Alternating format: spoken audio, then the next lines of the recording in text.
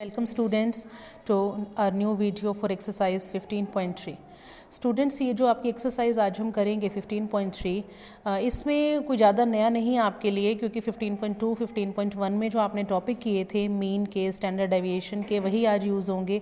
आज का इंट्रोडक्शन बस ये एक छोटा सा फॉर्मूला है कि जो आपने 15.1 में 2 में मीन निकाला, स्टैंडर्ड डेविएशन निकाला, वो हम यूज़ करेंगे किसके लिए? CV यानी कि कोफिशिएंट ऑफ वेरिएशन के लिए।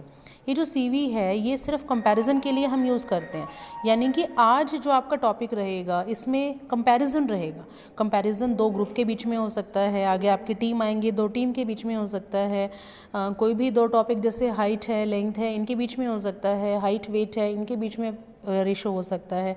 यानी आपसे ये पूछेंगे कि कौन ज़्यादा वेरिएबल है, किस में ज़्यादा वेरिएशन है, और वेरिएशन निकालेंगे स्टैंडर्ड डेविएशन और मीन की हेल्प से।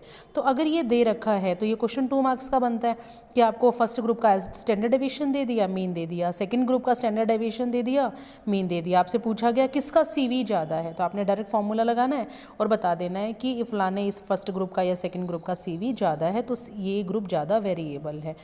तो स्टूडेंट्स अगर नहीं दे रखा है, जैसे ये क्वेश्चन है आपका फर्स्ट क्वेश्चन, यहाँ हमें सिर्फ ये टेबल दे रखी है, मार्क्स दे रखे हैं, ग्रुप ए की फ्रीक्वेंसी, ग्रुप B की फ्रीक्वेंसी, ये आपको दे रखा है, और आपसे पूछा है कि कौन सा ग्रुप ज़्यादा वेरिएबल है। तो वेरिएबिलिटी के लिए हम CV यानी कोफिशिएंट ऑफ वेरिएशन निकालेंगे।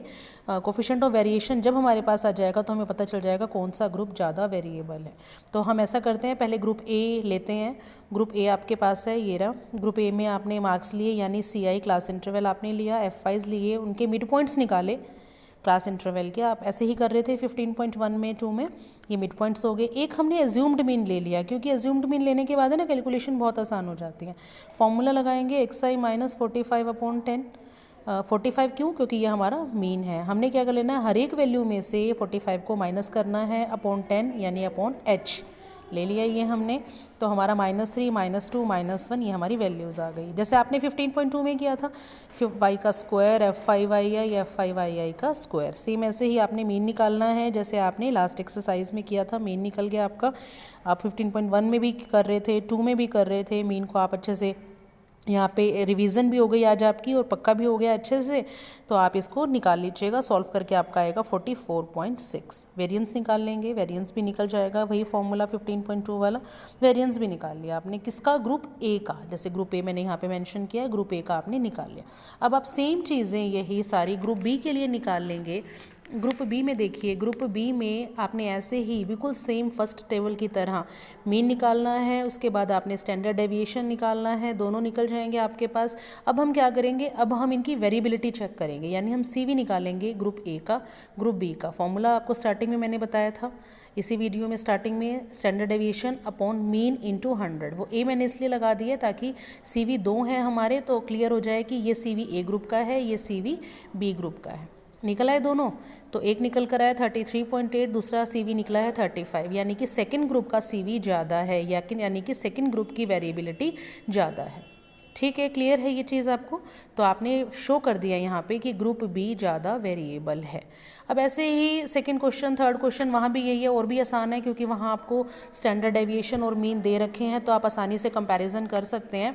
अब एक क्वेश्चन और देख लीजिए, आपकी रिवीजन भी हो जाएगी। क्वेश्चन नंबर 4, क्वेश्चन नंबर 4 में आपके पास है, क्वेश्चन नंबर 4 आपको दे रखा है, एक ग्रुप का डाटा दे रखा है और दूसरे ग्रुप का मीन और स्टैंडर्ड डेविएशन आपको स्टेटमेंट में दे रखा है। थोड़ा काम कम हो गया अब हमारा। तो हमने क्या किया, टीम A, दो टीम दे रखी हैं। टीम A की आपको टेबल दे रखी है, नंबर ऑफ गोल यानी कि एक्साइज, नंबर ऑफ मैचेस यानी कि F5 दोनों दे रखे हैं।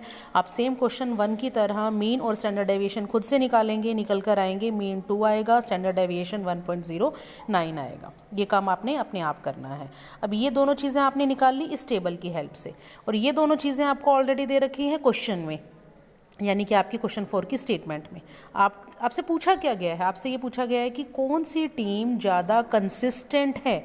बच्चों, कंसिस्टेंट होता है स्टेबल, कौन सी टीम ज़्यादा स्टेबल है। अब ये देखो, अब स्टेबिलिटी कैसे निकालेंगे स्टूडेंट्स? जिसकी ज़्यादा वेरिएबिलिटी रहेगी ना, जो ज़्यादा वेरी करेगा, वेरी यानी कि चेंजेबल, जो ज़्यादा चेंजेबल होगा वो कम स्टेबल होगा ऑब्वियसली।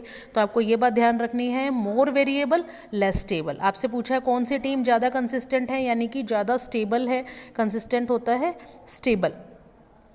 कि आपसे पूछा कौन सी टीम ज़्यादा स्टेबल है, तो जिसका CV कम हुआ वो ज़्यादा स्टेबल है। जिसका CV कम हुआ, ध्यान रखिएगा, जिसका CV कम हुआ वो ज़्यादा स्टेबल है।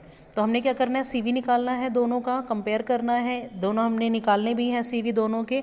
आप जब निकाल लेंगे तो आप ये देखेंगे कि जो टीम B है इसका CV कम है, टीम A का CV ज़्यादा है, यानी कि CV जो है टीम B का ज़्यादा है, टीम A का CV कम है, यानी कि जो A टीम है इसका CV कम है ना।